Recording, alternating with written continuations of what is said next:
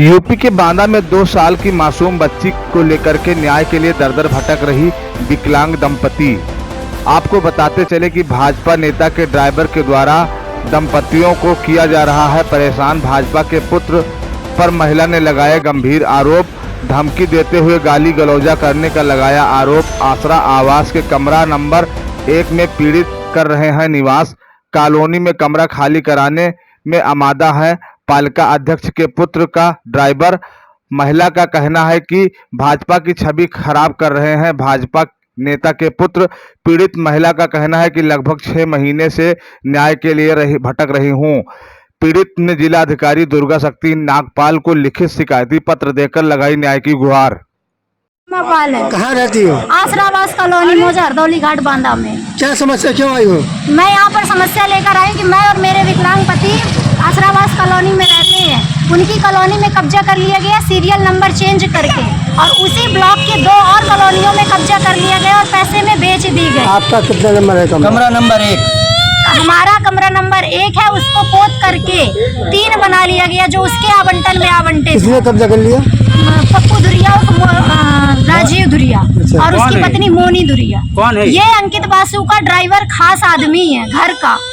वो ऐसे कहता है, अंकित बासु भी सपोर्ट करता है। उसके पास भी गए हम कि आप गलत कर रहे हैं, तो उसने मुझे कैरेक्टरलेस बोला कि तुम कैरेक्टरलेस हो। कौन कह रहा है? अंकित बासु ने, कि तुमने उस पर झूठा मुकदमा लगाया हुआ है। वो कौन होता है ये कहने वाला कि मैं कैरेक्टरलेस हूँ या मेरा मुकदमा झूठा? भी कोर्ट ने फैसला भी नहीं इस चीज का किया है, तब भी वो इस तरीके के बयान दे रहा है, बढ़ावा दे रहा है अपने आदमी। उसे बढ़ावा दे रहा है, उसकी औरतों को बढ़ावा दे रहा है। उसकी औरत इतनी बुरी बुरी गालियां देती हैं, मुकदमा दर्ज होने के बावजूद गाली गलौज करती हैं, क्योंकि जानती है होना कुछ नहीं है। देख लीजिए। इस वजह से किसी से शिकायत करी है?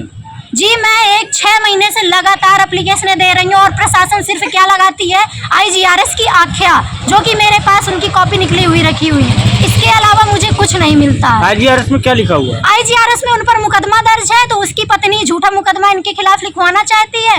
बाकी सजा उसमें 7 साल से कम है, इस वजह से हम उसकी गिरफ्तारी नहीं कर पाते हैं। ये कह रहे हैं? ये कह रहे हैं सारी प्रशासन। न्याय नहीं मिलता तो आप क्या करेंगे? न्याय नहीं मिल रहा है, मैं अशोक लाट में धरना करूंगी। आमरण अनशन में 3 लोग हैं मेरे परिवार में, सिर्फ मेरी 2 साल की बच्ची, मेरा विकलांग पति और मैं उनका। जी नहीं, मैं विकलांग नहीं हूँ, मैं उनका सपोर्ट करती हूँ, मैं उनके साथ हूँ। मैं उनके साथ आमरण अनशन में बैठूंगी, क्योंकि प्रताड़ित उन्होंने वैसे भी कर रखा है। इससे अच्छा मैं यहीं पर बैठूं, पर मैं न्याय की गुहार लगातार लगाती रहूंगी।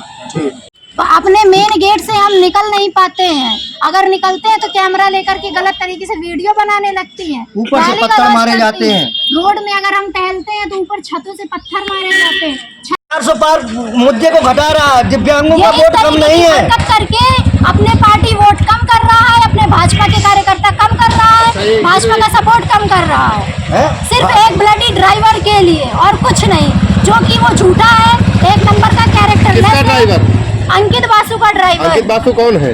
मालती बासु के बेटे हैं। कौन है मालती बासु? नगर अध्यक्ष, नगर पालिका अध्यक्ष बांदा की। क्या कर रहे हैं ये अपने ड्राइवर के द्वारा अवैध कब्जा मेरी कॉलोनी में कराए हैं। कॉलोनियां बिछवा रहे हैं। ये क्या इनके पैसों की कमी पड़ी है? अभी आप कह रहे थे भाजपा को नुकसान कर रहे हैं, किस तरह के नुकसान कर रहे हैं? इसी प्रकार से हम राष्ट्रीय विकलांग पार्टी से जुड़े हुए, हम विश्व हिंदू महासंघ पार्टी से जुड़े हुए हैं। क्या हमारे सपोर्ट में कोई नहीं आएगा? जब हम धरने में बैठेंगे तो क्या कोई हमारी नहीं सुनेगा? मुख्यमंत्री से किस तरह की मांग कर रही हैं आप? मुख्यमंत्री से हम मांग कर रहे हैं कि हमारा एक्शन लिया जाए।